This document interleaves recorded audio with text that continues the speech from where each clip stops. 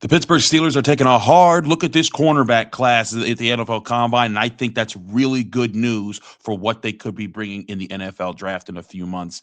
I'm Chris Carter. This is the Locked On Steelers podcast. We'll talk about what I've been learning here in Indianapolis at the Combine about cornerbacks, safeties, and how this defense could change in just one draft class. It's the Locked On Steelers podcast. Let's get into it.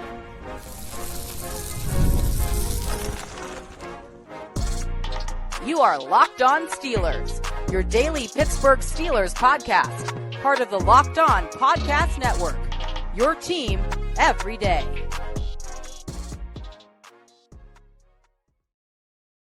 Hello and welcome to the Locked On Steelers podcast. I'm your host, Chris Carter, bringing you your daily dose of all things in the Pittsburgh Steelers. As always, you can find this show on your favorite podcasting apps and on YouTube. Like this video if you enjoy it. Subscribe to this YouTube channel to get all of your daily Monday through Friday episodes, as well as our bonus content. We thank you for making us your first listen every day because we're your team every day. And a reminder, the Locked On Steelers podcast is part of the Locked On Podcast Network, now the number one sports podcasting network in the world.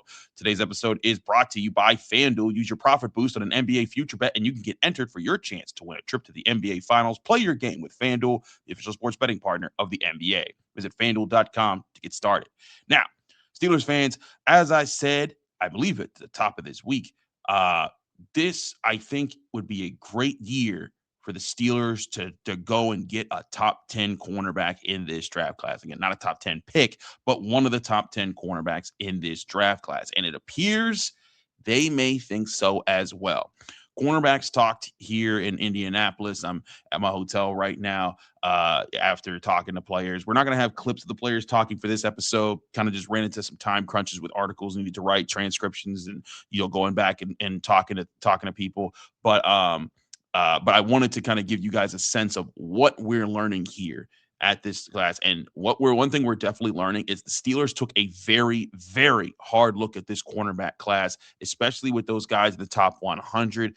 8 guys that I've at least noted who have had formal interviews here at the Combine with the Steelers. The Steelers only get 45 of those. Those get spread out often between positions. Quarterback, of course, is going to get a lot of those as they try to get to know guys there. But 8 cornerbacks the Steelers have looked at. I have on my list. Among them are a lot of the top guys. In fact, 7 of the 8 are in my top 100.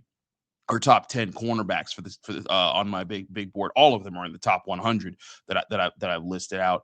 Of those guys, you got Mansoor Delane out of LSU, Jermon McCoy, and Colton Hood out of Tennessee. South Carolina's Brendan Cisse, Georgia's Dalen Everett. That's the one guy I don't have in my top 10. He's in my top 100 though. Avion Terrell said he hadn't met with the Steelers, but I have sources that says that he has, and maybe it just hadn't happened. So maybe something weird was going on there. But I have every reason to believe he actually has met with the Steelers. And then also Keionte Scott out of Miami and D'Angelo Pons out of Indiana. So you have several of the top guys. If you guys remember when I did my top 10 to start the week, I looked at Mansoor Delane as my number 1, Jermon McCoy is my number 2. Now this may take a bump down because Jermon McCoy is not running at the Combine. He missed the entire season with an injury, and apparently he's still not fully healthy enough yet to compete. That's not a good sign. He might bump down this list if that's an actual issue. But who looks ready to compete is Colton Hood, and a person that I continue to be impressed by. I thought he was the best cornerback at the Senior Bowl when I covered that in Alabama. I was really impressed by talking to him then. I'm really impressed by talking to him now. He talks about technique, and shout out Real Analytics, REEL Analytics. I looked at their projections. He's projected to run a 4.37 second time in the 40-yard dash. We'll see how accurate that is. I know that in the past, Real Analytics has been correct by I think 500th of a second. So we'll see how that gets there. But either way, if he runs sub 4.4 at all, that's going to be nuts for Colton Hood, and he's probably going to jump up to my number 2 spot in the cornerback class. Those events will happen today. But I think the thing here is when you look at the Steelers, they're looking at outside and slot cornerbacks. And I wrote about this in the Pittsburgh Post-Gazette, so go check out my work there at post-gazette.com.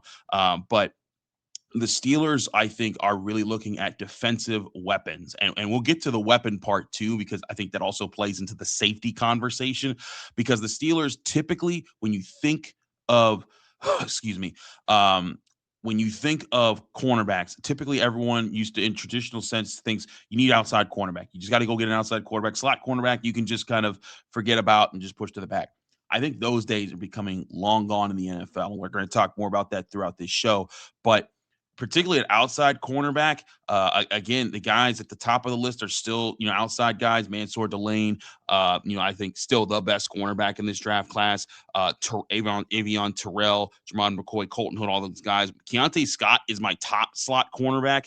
And we'll get to him more in the next segment. But then you also have guys like Chris Johnson, Devin Moore, Brandon Cisse, and Keith Abney II. But also Dalen Everett, who was also there. And one aspect, of course, that plays into the slot to the outside cornerback role is defending the boundary. And that's something that when I talked to Colton Hood, he talked to us about how he improved at that. If you go back and you look at his time at Colorado, he had a missed tackle rate of something like 36%. Unacceptable. You're not going to be able to make it in the NFL doing that. But he improved that to like 6.6% at Tennessee, and he said he specifically worked on that. And one thing that I think that Colton Hood also really helped him in his overall game when he was at Colorado in 2024, where he played it was his redshirt sophomore year. He played against Travis Hunter. He practiced against Travis Hunter all season long, and then this year he practiced against Chris Brazzell II, who's one of my top receivers in this draft class all season long. So I think Colton Hood brings that kind of dog mentality and that athleticism that's really going to be special there. But Dalen Everett, the Georgia cornerback that the Steelers also interviewed, he's another physical guy. He's 6'1". He improved his tackling from 19.7% to 8.8%. In 2025, he also talked about, hey, one thing that teams look for is that physical aspect, being big and one bringing down guys when they're throwing, when the ball comes out your way, but also being able to come up and help the run of the boundary, because if they get outside the edge rushers, you're the last line of defense that protects, the long runs out there. And so I think those guys are important, but also important are the slot cornerbacks. And that's where I think that this could be a tricky draft class for the Steelers to navigate if they want to address this thing. And this is where I think Daniel Jeremiah might have been cooking a bit, because Daniel Jeremiah cooks a lot. He's a brilliant NFL draft expert. That's why we were including clips of him on the show yesterday when we discussed that with Nick Farabaugh.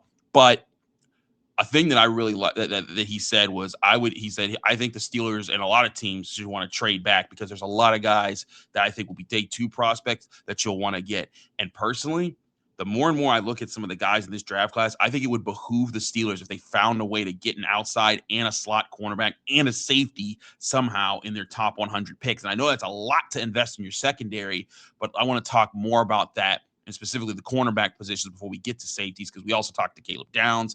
I was really impressed with him. But I want to talk more about that and how they can address it overall, and how it could do a lot for what they're trying to build in the secondary. That's all going to come up next here on the Locked On Steelers podcast. I'm your host, Chris Carter. Stick with us. We'll be right back. But first, I want to remind you this show is brought to you by FanDuel. If you've ever wanted to experience the NBA Finals live and in person, FanDuel is giving you the chance to turn that dream into a reality with their NBA sweepstakes. Here's how it works. Use your profit boost on any NBA future bet, and you'll automatically be entered for a shot to win an NBA Finals trip for 2. That's right, flights, tickets, the whole experience. If you're already looking at the board and thinking about which team can make a deep run, this is the perfect time to lock it in. I love futures this time of year, whether it's picking a team to win the championship or grab a conference title. It adds that extra layer of excitement to every game down the stretch. And now, not only can you pick cash, but it can also send you to the NBA Finals. Visit FanDuel.com to get started. Use your profit boost on an NBA future bet and get entered for your chance to win a trip to the NBA Finals. Play your game with FanDuel, the official sports betting partner of the NBA.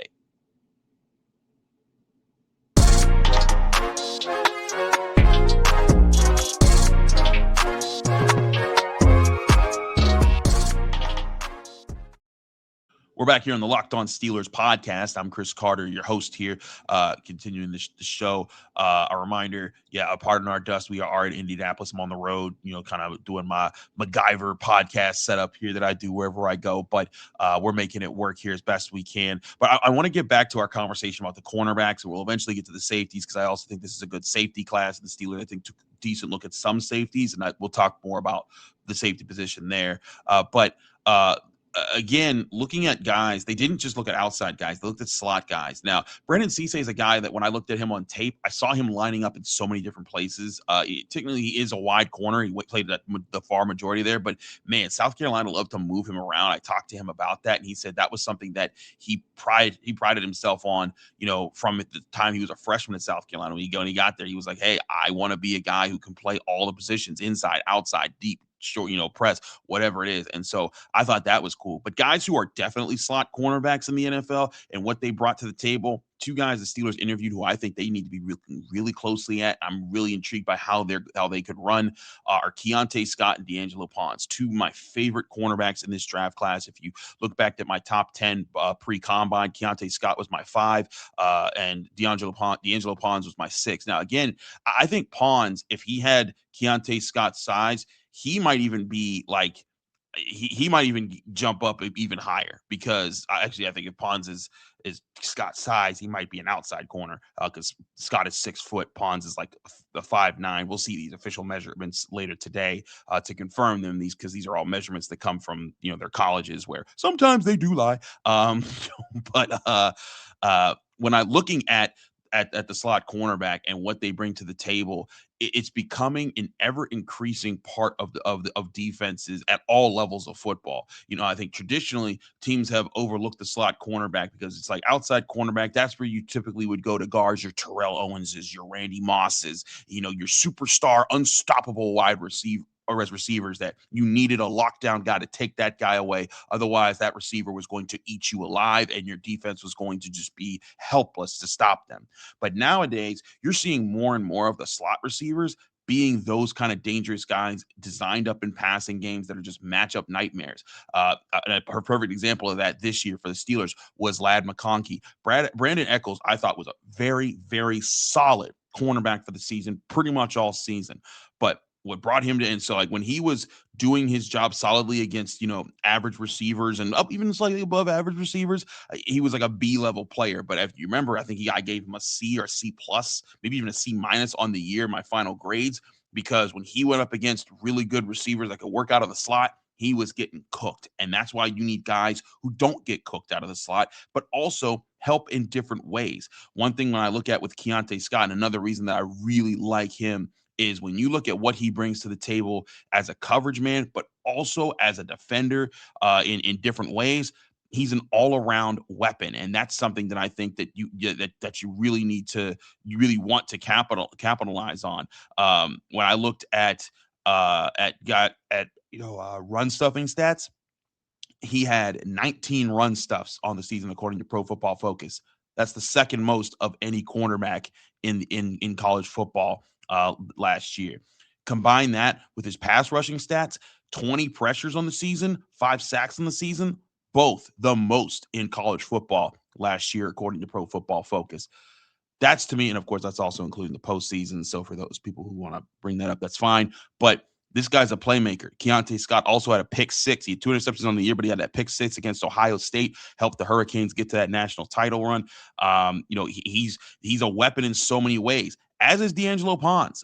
Ponds, he doesn't have the size that Scott has. Like I noted, one of my favorite plays that I looked at on tape of Scott was just, there's a play where he just launches himself into like a guard and blows up the line of scrimmage and gets the running back in the process. Ponds can't do stuff like that, but Ponds, at 5'9", he's quick. He's moving around. He knows how to use his size in different ways to get to the ball. And he also is just really good at finding the ball in production. I think he had 3 passes broken up against Miami, Keionte Scott's team, in the national championship game. But again, the flexibility of these guys to help against the run, to sniff out screens, to pick up, when if the slot receiver motions out and goes to the boundary and they're trying to catch you in a matchup nightmare, it's like, okay, cool. I'm covering the tight end, or I'm covering the running back out the backfield, or I'm blitzing, or I'm stuffing the run. Whatever it is, that guy is not a liability. And I think that's something that for many years in traditional NFL centers, when the game back in like the 90s or so started to flex out and the slot became more of a thing that was talked about. And then the 2000s with the evolution of the passing game to the 2010s,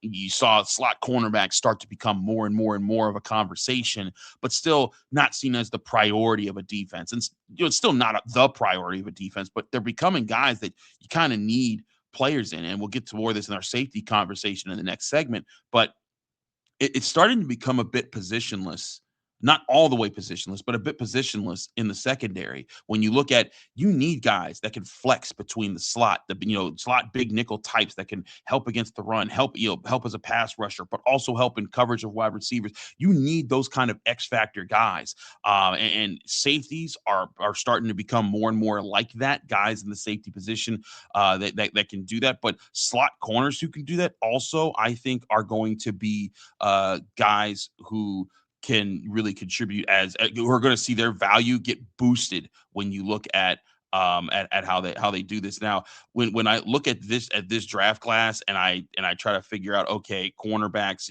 how do they look there? I think that Pons and Scott are my two slot guys that I really like. But Chandler Rivers, another guy at Duke, I think another guy that could fit into that position there. Who could be interesting to look at.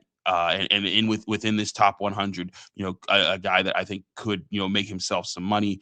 But you need guys that can play these roles. It's not just run and cover anymore. It's about coming up and tackling. Like, Mike Hilton, why the Steelers needed him so much was because of his role as a run defender and a pass rusher, and how instinctual he played. And even as a DB, within 10 yards, Mike Hilton was locking you down. But where Mike Hilton struggled was covering guys deep. When he had to go up against taller guys and speed guys further downfield, he started to get cooked a little bit, and not that often, but often enough that it was an obvious liability to target. I think the Steelers would truly benefit from a guy who brings the short to intermediate game of a Mike Hilton, but also has the long game of a cornerback that's not going to just be picked on because you line him up against a fast guy in the slot who can get behind him, or a guy that's a bit taller in the slot and get behind him. And that's why particularly I like Scott at 6 foot. He's physical. He's big. He brings it. He's a good cover man. Didn't give up a touchdown this past year. I think that's why that position needs to be looked at. But and I think, again, with the Steelers looking at the guys they're looking at, and these are just the 8 guys that I found that they looked at, of these cornerback class. There's probably more out there that maybe I just didn't get to because the combine is just a fast, grinding process that we're trying to get to everybody, and you can't always get to everybody. But I think, again, it shows the Steelers, they know they need to get more athletic in the secondary. They need to add, younger, faster, more athletic guys, more versatile guys back there. And speaking of versatility, that's where I think the safety position is going to come into play, and why that's such a big deal. We'll talk about that next here on the Locked On Steelers podcast. Caleb Downs spoken.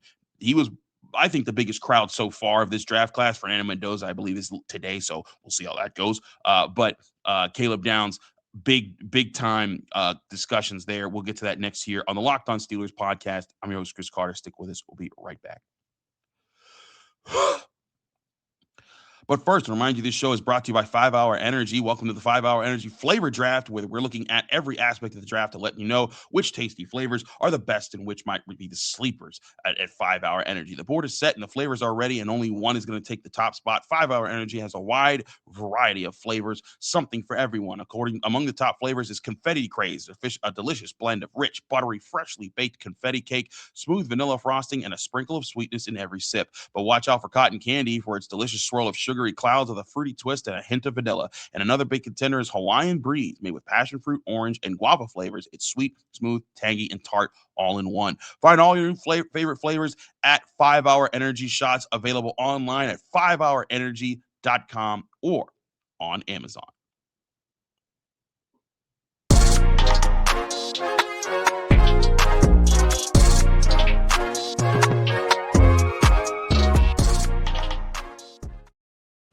We're back here on the Locked On Steelers podcast. Chris Carter, your host, continuing our show here.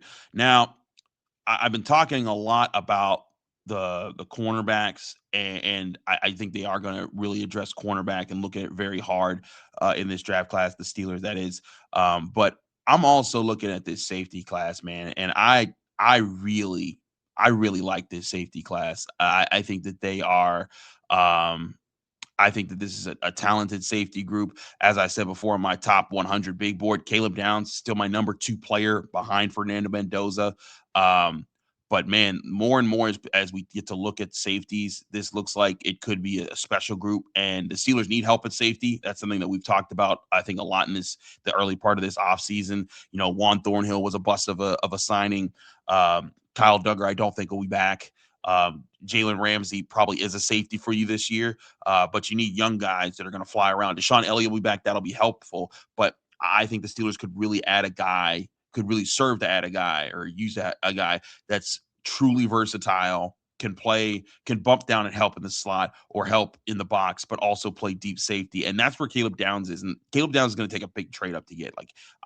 There's a chance that maybe because some people see the safety position is not as important. Maybe he drops to the bottom of the top 10, but I don't see him getting outside the top 10. And again, it'd be lucky if he drops to the bottom of the top 10. But if he dropped to the bottom of the top 10, Steelers haul everything. Omar, let's get it on the phone. Let's figure it out. Let's call that guy because let's call whoever we need to call. Let's call the Chiefs, whoever we need. We need to move up and get Caleb Downs because he would be a revolutionary player in the secondary. When I talked to Caleb Downs, I was truly impressed by a lot of the things that he that he talked about. He seems to carry himself very well.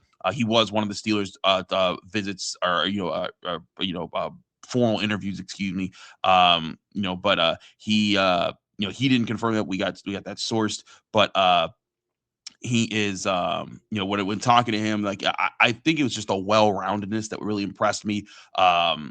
He talked about, he's like, I love watching Troy Polamalu, Ed Reed, the old school guys. He talked about Bob Sanders, a personal, a guy that you love the way Bob Sanders hit, man. But then he also talked about, like, I love Nick Emmanuel-Warren right now. And I think that, like, that guy's doing a lot for the safety position.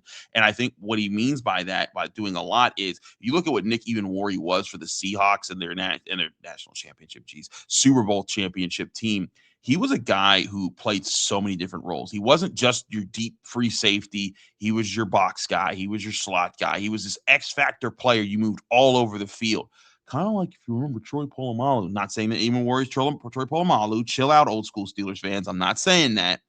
But I am saying that he was an X factor weapon that could be moved around the field. And that's what Caleb Downs projects to be. Now, I think there's some other guys that could be really, really useful in the safety position. Maybe not nearly as useful as Caleb Downs, but could be X factor guys. Dillon Thienemen out of Oregon, Emmanuel McNeil-Warren out of Toledo, AJ Halsey out of LSU, a guy who it's funny, he said he's a mix of Ed Reed and Brian Dawkins.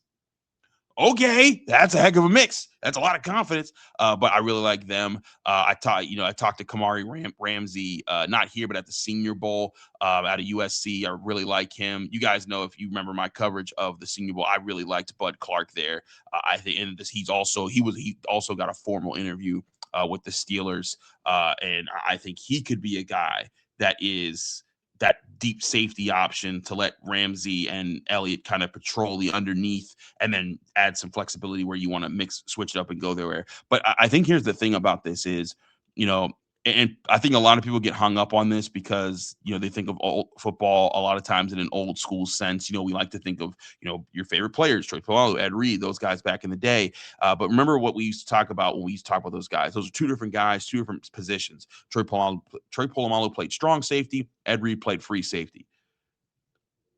That is becoming less and less of a thing, especially at the safety position. There is so much fluidity at that position where you're not just going to play in the box. It's not like, if you're another, again, an old school Steelers guy, it's not just Lee Flowers, playing strong safety anymore. It's not big physical guys. It's guys who can do all the things. They need to know, can you play in the box? Can you stuff the run and come up and fill a hole? Can you cover a tight end and a running back? Can you cover deep? Can you play deep center fielding safety? Those are the things that I think that have to come with it. And I think that there's a lot of versatile guys in this safety class. Now, I got to admit, I haven't done a deep dive on the safety classes tape just yet. I've done preliminary work just to kind of get a sense of who everyone was. But I think when I look at this, there's a lot of guys that are learning to be flexible because you kind of need to in the college football world. You need that flexibility. If you're just a deep safety or you're just a box safety, you're going to be limited. You're not going to get as many snaps, or you're going to get exposed a lot more. And that's why, like, Caleb Downs, I think he's the pure, put him in anything. He's the queen on the chessboard. He's the biggest, baddest weapon. And if anytime he's out there for you, you got a chance to win everything. Um, but like, other guys that are like that. I liked Halsey. I was upset that I didn't get to see Halsey at the Senior Bowl. He was one of my top safeties going into that Senior Bowl. I actually think he was my top safety going into the Senior Bowl, of guys that were supposed to be at the Senior Bowl. But McNeil-Warren, Dillon Thienemen, guys like that. And again, you go further down the list, Michael Toff, out of Texas, Genesis Smith, who I talked to. I liked my talk with him out of Arizona. His flexibility, Zakee Wheatley, who I talked to as well out of Penn State. All of these guys here, they're not just a hard hitting safety. It's not like again, we'll compare it to, for Steelers fans, Troy Polamalu and Ryan Clark. Those guys had specific roles. Troy Polamalu he did whatever he wanted because he was just one of the greatest safeties and NFL players of all time. But Ryan Clark was, I'm the deep free safety, and if you dare come over here, I'm going to knock your face off. Like, clearly defined roles, obvious spots where they were going to line up and be. But today's NFL game, because you want to disguise so much, because teams want to take away the pass, but they also need to take away the run. They're trying to confuse quarterbacks as much as they do. So much of the NFL isn't just lining up in single high, and that's definitely what we are. It's lining up in two high to go to switch to cover 3 or cover 1, and vice versa. Lining up in single high to switch to cover 2, and you need safeties that can do that while also playing their responsibilities very well. And that's where I think you're going to start to see more and more safeties coming out of college with that kind of skill set. And maybe it'll grow to be better than it is now. But I think this class has some good athletes at the position who showed that ability, in college. And all these guys kind of fit that. And, of the guys I know that the Steelers talked to or had, their formal interviews. I know Caleb Downs, Dillon Thienemen. I know that AJ Halsey wasn't one. I wasn't sure about Emmanuel McNeil-Warren. He wouldn't confirm that, and I haven't heard that anywhere else yet. But I also know Bud Clark was one of their formal interviews. And listen, there's other guys that could be interesting in this class. Bishop Fitzgerald, another USC safety in this class. I really liked VJ Payne at the Senior Bowl, a 6'3" guy who could bring some interesting size. But this is a position that could be flexible. But again, it goes back into what we're talking about with slot cornerbacks and outside cornerbacks. And this is what Caleb Downs said that I thought was very interesting. He was like, because people were asking him about, what do you see this? What do you see about, this position, that position, and playing in this role? He was like, look, man, I think someone asked me if he wants to play strong or free. And he's like, look, man, the NFL is about people want the best player. And I think it was also, they were asking, like, are you the best player in this draft class? Are you this, or is safety devalued? And he was like, it ain't about value position. It's about who is the best defender, who is the player that's going to make the biggest difference on the field at all times. And I think that's where you're seeing more and more safeties, coming are being trained to be like, hey, with this, you can't be on the field doing one job because this position is so flexible, being in the middle of the formation. We need you to do these different things. If you don't do these different things, we're cooked as a defense. And I think that's where the Steelers kind of got hung up last season. The safety position was a weakness for them. There was a time where I think they were able to confuse teams enough when they traded for Kyle Duggar, and he was, I think it was kind of mysterious what they were doing with him and Jalen Ramsey. But I think after a while, when teams realized, oh, this is how they're using them, it kind of got exposed a bit. And I think Jalen Ramsey, we talked about this, Omar Khan seemed to indicate he's going to be a Steeler again this year. And I think he's going to be a safety if he's going to be a Steeler again this year.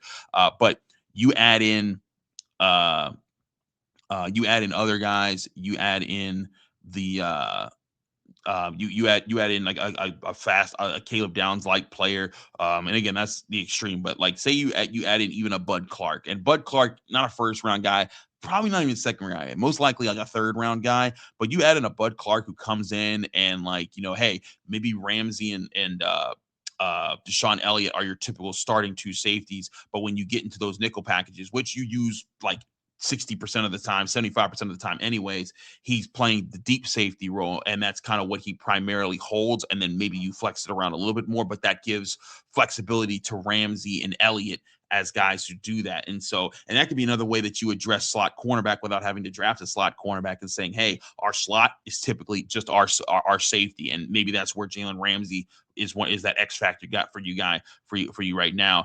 Because again, I think that's where he was very helpful for the Steelers, and again, unselfish, as Omar Khan pointed out when we pointed out on the Wednesday episode what he said earlier this week.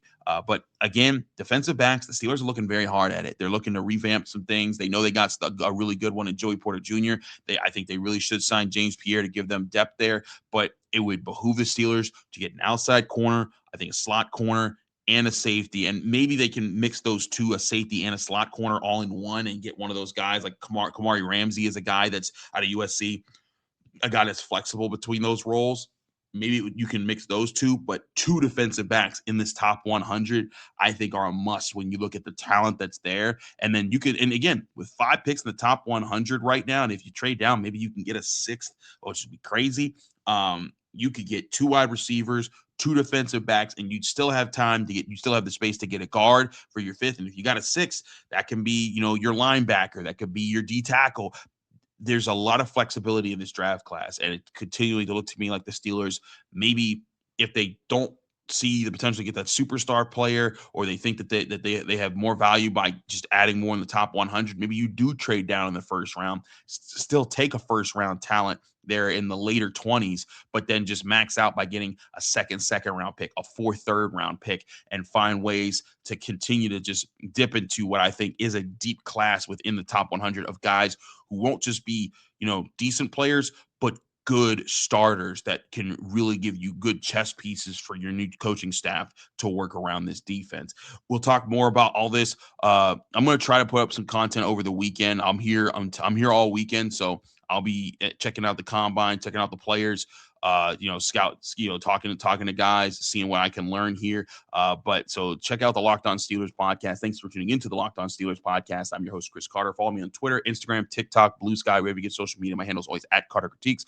Read my work in the Pittsburgh Post-Gazette by going to post-gazette.com. Find me here on the Locked On Steelers podcast every day, Monday through Friday, on your favorite podcasting apps and on YouTube. Like this video if you enjoy it. Subscribe to this YouTube channel to get our daily Monday through Friday episodes. We're going to try to put up some content over the weekend. I will have content for the Pittsburgh Post-Gazette, so check that out there. All throughout the weekend, there will be stuff that I write there. We get to talk to wide receivers. That's going to be a big deal. That's another position they're really going to look at. But we'll have that throughout the weekend there, and we'll definitely be back here Monday on the Locked On Steelers podcast. Have a great weekend, y'all. It's the NFL Combine. It's going to be a lot of fun. We'll see you here.